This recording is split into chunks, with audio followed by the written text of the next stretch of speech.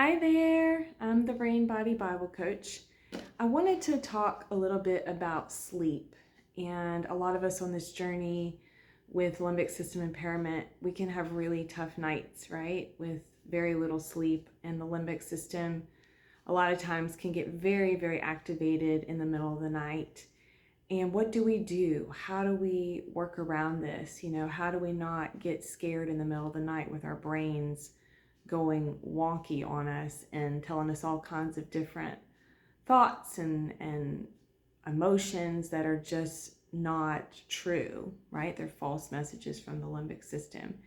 And, even now after 3 years, I still have nights here and there where my limbic system's pretty activated. And I had one of those nights last night. I was up at 2, I was up at 4, I was up at 5:30. And the one thing that I have found very helpful in the middle of the night is I will do some vooing. So I'll, voo, and many of you guys are familiar with that. I'll do that for 5 minutes, and then I'll turn on a yoga nidra. I really love yoga nidras in the middle of the night when I can't sleep. Allie, her name's Allie, she does really good yoga nidras. That always tends to help me fall back asleep. I know earlier on in brain retraining, there would just be nights that it didn't matter what I did. I was still very activated. So I would just go ahead and get up, whether it was 3 o'clock in the morning, 4 o'clock in the morning, and I would just get started on my tools. I would start, listening to music. I would start dosing. Sometimes I would do a round in the middle of the night to try to go back to sleep. But there are just times like you just can't go back to sleep, and that's okay.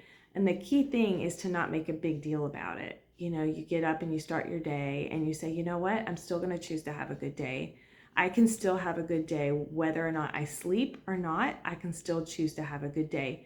And you stay focused. You stay very focused on your 5 pillars no matter what. And if you start thinking about why didn't I sleep? Why was Limby so active in the middle of the night?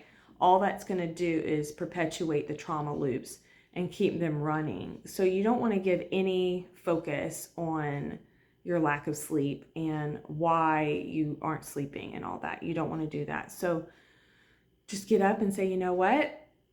I'm going to start this day with a round. I'm going to keep dosing. It won't always be this way. This is temporary.